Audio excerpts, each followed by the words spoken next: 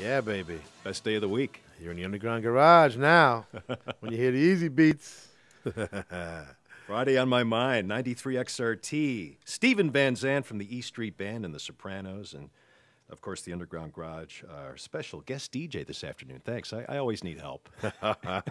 More help the better. Right. you are new at this, aren't you? You're as new at it as I am. Oh, as far just as a few decades ago. Yeah. And around the Stones. Oh yeah, yeah. 12 by 5, one of their great 60s albums. Yeah, which didn't exist in England. You know, it was an EP in England called 5 by 5, and in those days, the English records were different configurations than the American configurations. They didn't put singles usually on albums, and can you imagine a company thinking that it was a ripoff to sort of charge the audience twice for the same song? Stunning. What a concept. Corporate mind? Do something like that? But they quickly rectified that. They got over that quickly. And because the truth was, in America, we wanted them on the album. You know, we didn't mind buying it twice. I think on that EP, one of the tracks was actually "We Want the Stones," if I'm not mistaken. It was the crowd. It was like before the show even started. That's a track. That's track number one.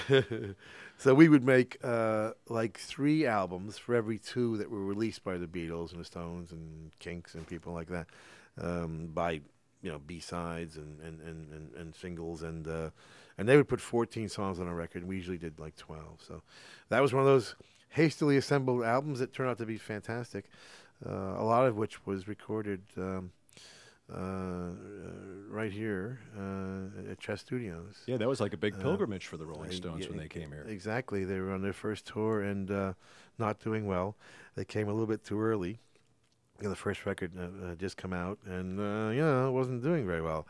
But Andrew Oldham, our good friend and manager of them and producer of the Stones, said, how do I save this tour? I mean, Jesus, got nobody. They're playing state fairs, and people are like spitting on them, and it was not really cool.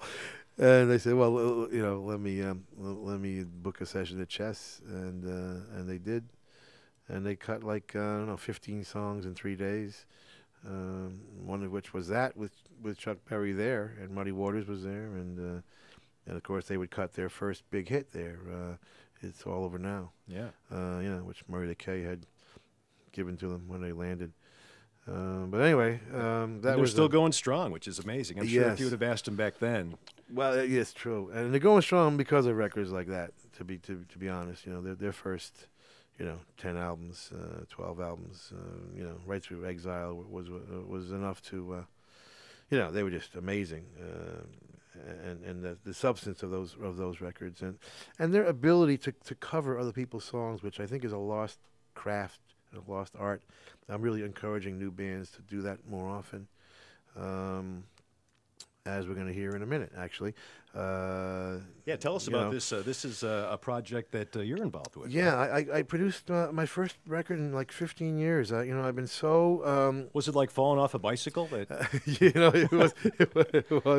was a vacation, man. Because I've been doing nothing but business now for years, trying to create a new infrastructure. I stopped producing in the 90s simply because there was no reason to make great records anymore. There was very little places that could play it, and no record companies were signing it. And, rock and roll just kind of went into the underground for a while. It seems so odd, doesn't it? Because, I mean, look at, you guys are playing in town tonight, sold-out show. Yeah. Most of the big sold-out arena shows are rock and roll shows. Yeah, big gap between there's a big disconnect there. No doubt between what's going on live and what's going on in the radio world and the mainstream industry in general. So we decided, let's try and build a new infrastructure, and that's where the radio show came from, and now we're expanding onto that. We're going to do a major website called Fuzztopia. We'll be beta tested in June, and that's going to be the website for rock and roll worldwide.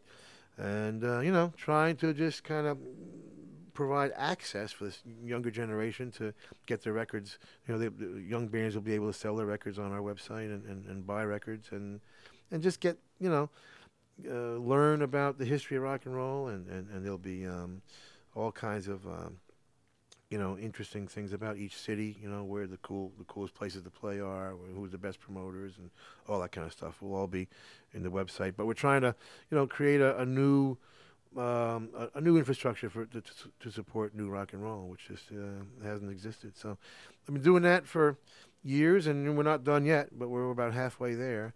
But I just fell in love with this band, an all-girl band from Norway.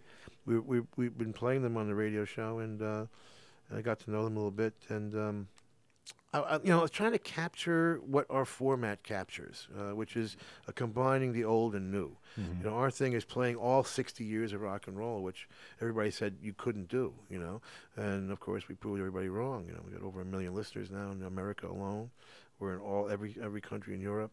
So it's really, really blowing up. And part of the reason is because we play all 60 years of rock and roll, including the coolest new things. And connect the dots. That's the right perspective. I mean, that's what we try to do at XRT as well. And you do it great and have for many years, and you're really an exception to the rule, unfortunately. A lot of places are not as cool as this station. And Chicago's a great music town, just because of it's the crossroads city. It's got a lot of musical heritage here, and it sure does. It sure does. I mean, people just have big record collections here in Chicago. Well, it's one of the you'd have to say one of the 2 or 3 cities that really gave birth to what we do, with the amazing chess studios here and the whole south side of Chicago blues scene and all that stuff. So you'll probably get some really interesting requests from the audience tonight. But that's true. I hope so. Get ready. Yeah, wouldn't that be nice? Little Walter tonight. But anyway, so this is from the hot Nordic scene. Yeah, this is really a terrific new group from Norway. The album is St. Valentine's Day Massacre, which is out this week. Get it from wickedcoolrecords.com.